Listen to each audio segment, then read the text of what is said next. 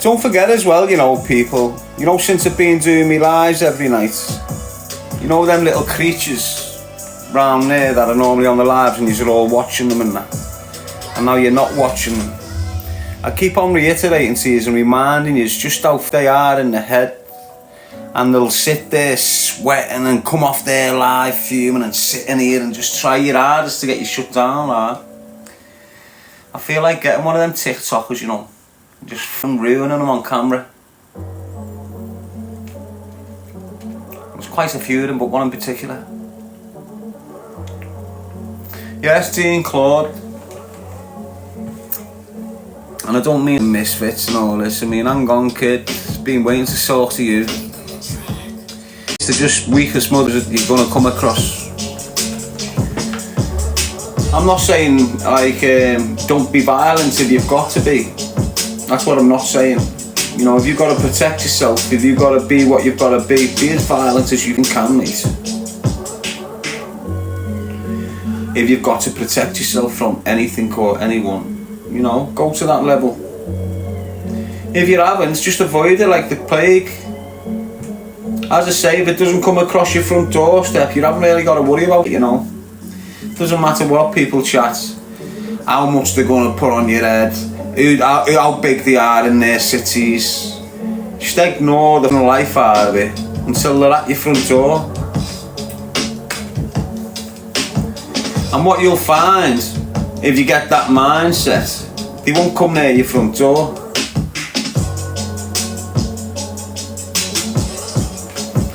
To be honest, mate, I've been begging it. Honest, I've been begging it for years, mate. I'd rather have a madness in here with 2 or 3 of them than a madness on the street with 2 or 3 of them. All day, mate. I'd rather show my talents in a secure, locked-off room than on the street where cars are just appearing from nowhere. So you know, if a car pulls up with 2 in, and they get out and they start thinking they're mad and you start having it with them, trust me, within 5-10 minutes you've got another car pulling up, then another car pulling up, then another car. Do you understand? That's the way it works. You know it, don't you? If you're from them areas, you know it. Whereas if they knock on my door and they get pulled in and the door shut behind them, then it's on, isn't it? Whoever leaves at the end of it. That's the way I look at it.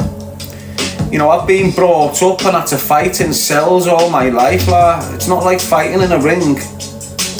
It's not like fighting in an octagon. Do you understand what I'm saying? I'm not bigging myself up to be this big hard, but you've got to just look at the environments I've survived in. Do you think I can't have a go? Honestly, do you think I can't have a go? Look what I've just come to. I've just lived my whole life in the prison system. Do you think I can't scrap? He's a mad.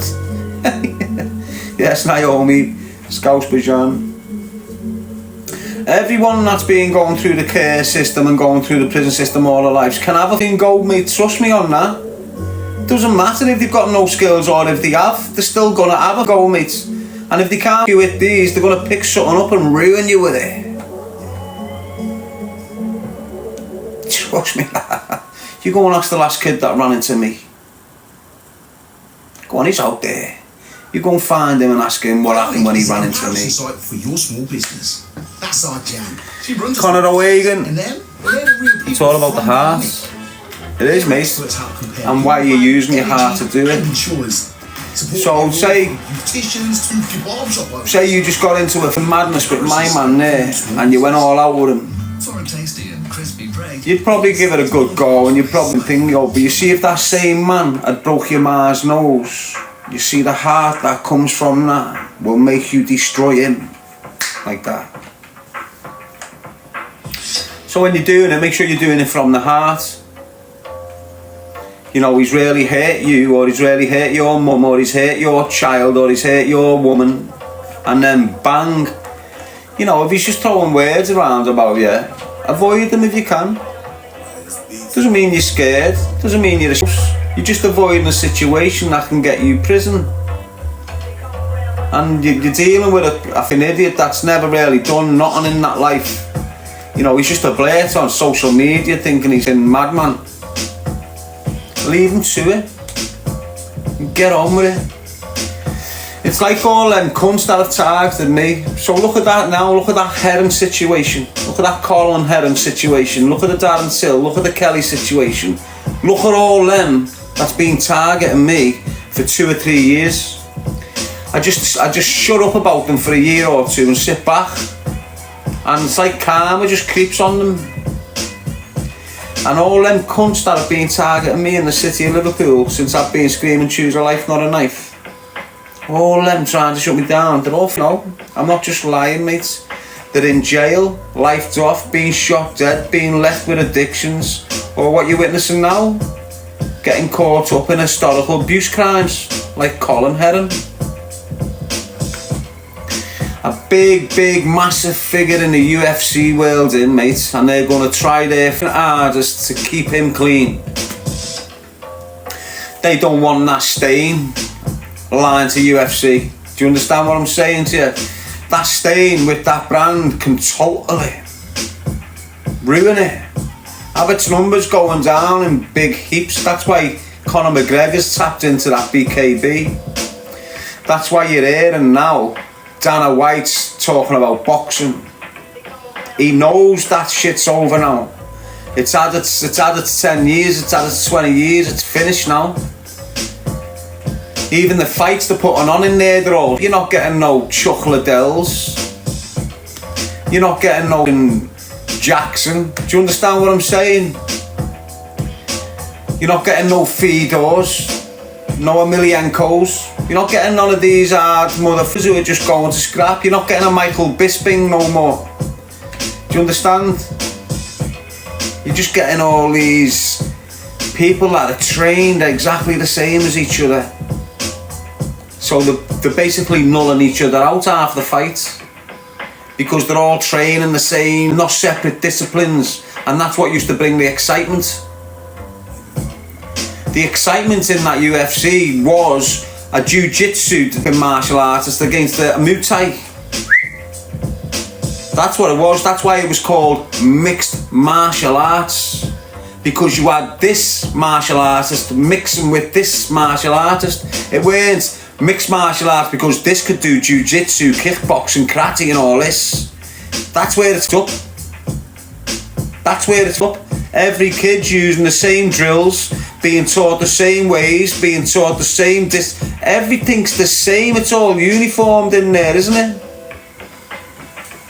And that's why it's going to mate. That's why it's losing its numbers. Even this cage rage and all that, they're not filling shows up all the time.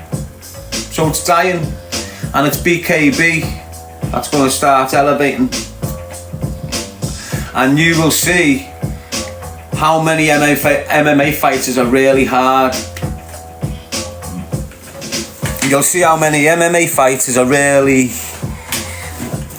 got the substance to have a decent scrap.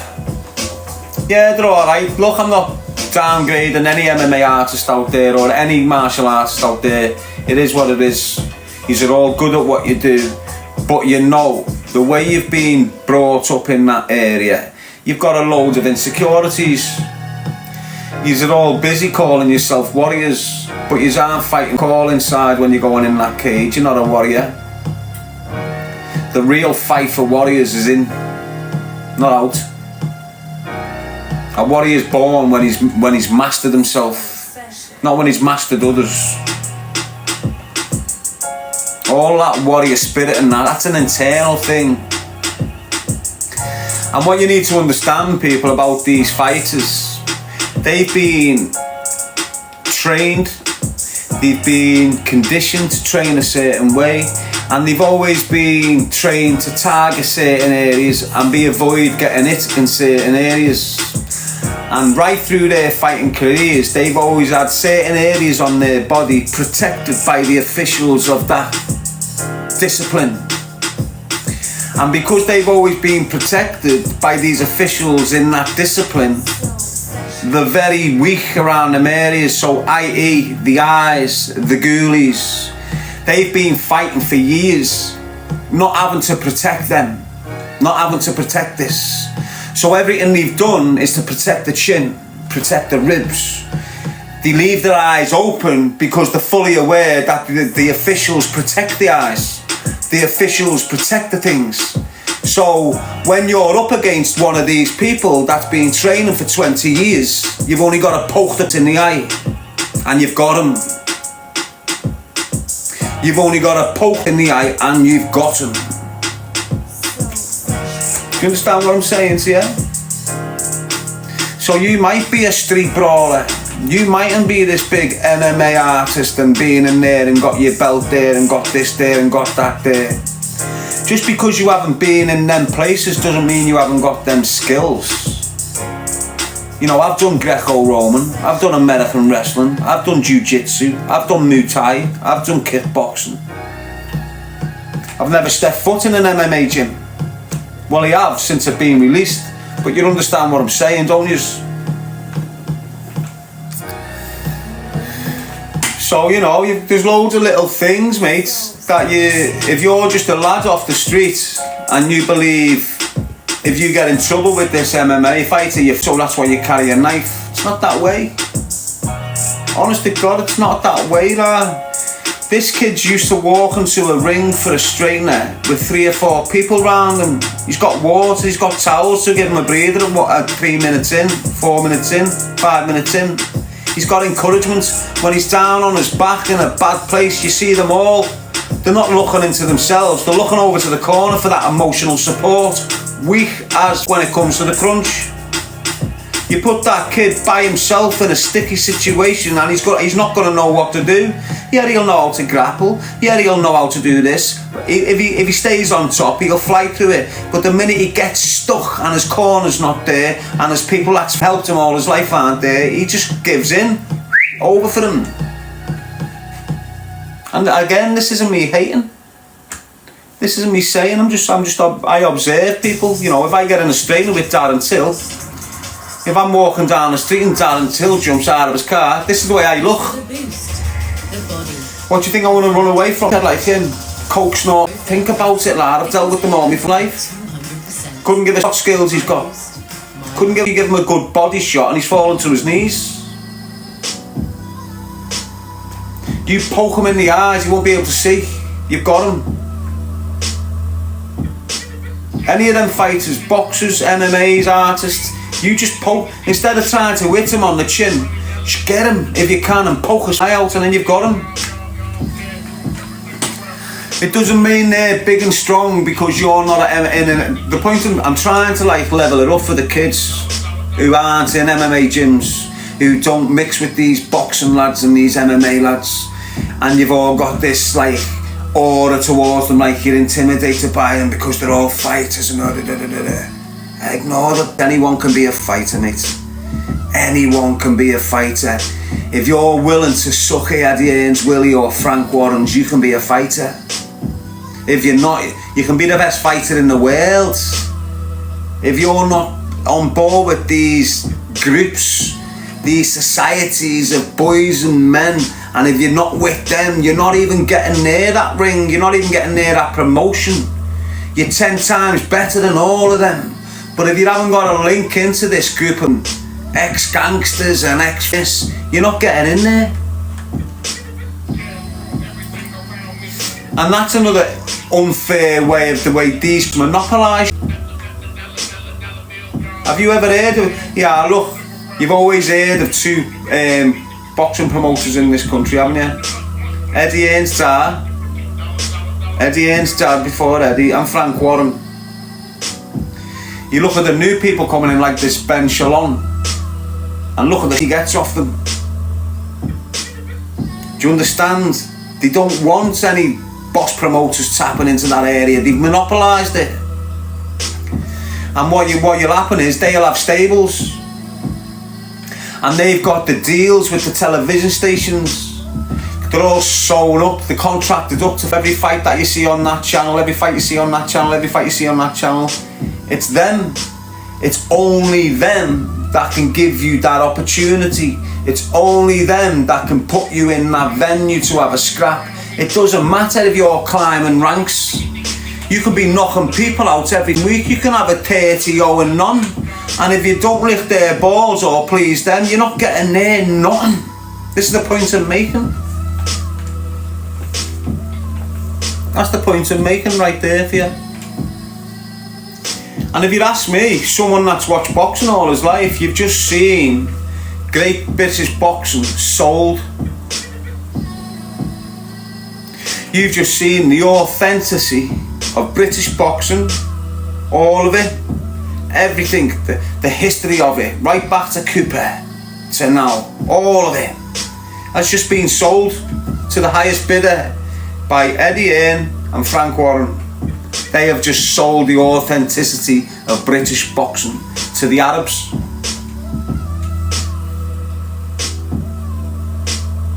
Stole it. Hundreds of years of history of boxing from this country just being sold for a night in Riyadh. That's my opinion on that, mate.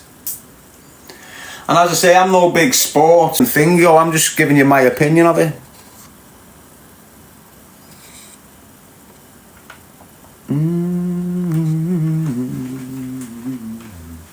That makes sense to you? Don't you think they just sold British boxing down over there? I do, mate. And when you hear that Simon Jordan umming and ahhing about it, you can damn right about it. Damn right, mate.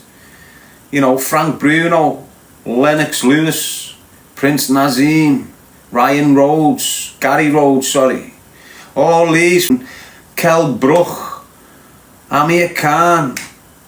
Do you understand? The Smiths, the Burkes, all these iconic boxers, British, Barry McGuigan, Steve Collins, Andy Hopkins. This is a lot of heritage and a lot of history, this, you know, people. Shane Airy, all this sold to the highest bidder in a flash.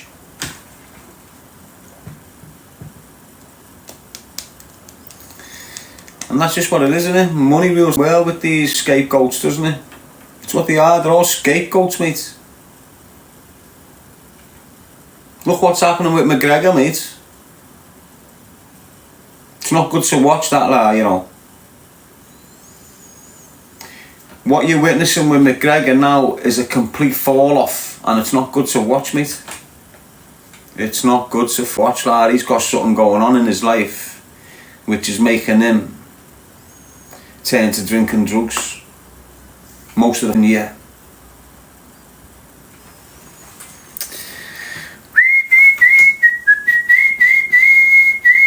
McGregor Scouse? No, he's not Scouse, is he? He's Irish. Well, yeah, he can consider himself Scouse, can't he? Yes, Louis D. Most Irish can consider themselves Scouser if they want to, mate. You've probably got some sort of link to the shores, mate. He said he has a family there, says B. Has a family where? Too much right, McGregor? Nah, he wasn't. He wasn't, lad. Obviously, when the Kinahans and that got hold of him, that's when his career went to... It's when the gangster McGregor kicked in, isn't it? It's when buses were getting attacked and other fighters were getting attacked. It's all to do with the Kinahans, that, mate. Rising his profile to make them £1 billion fights. And I was screaming about that way, and what you're witnessing now there is the criminal element kicking into boxing. You know, intimidating. That's all MTK Global done. Just brought an intimidating factor to boxing and started controlling it like gangsters, like criminals. And it's still like that now. Whether you like it or not, there's too many ex-criminals or current criminals in the boxing world, and I mean in the public eye, in the boxing world. They're bang at it, mate. You just don't think they are because they earn a few quid off boxing, but they're bang at it. Honest to God. And you know how it is. If you're in the public eye, you're not really going to do the dirty work. You're going to have a little firm behind you doing it, aren't you? Nice one, Jojo, la. Appreciate that, mate. Do you understand what I'm saying?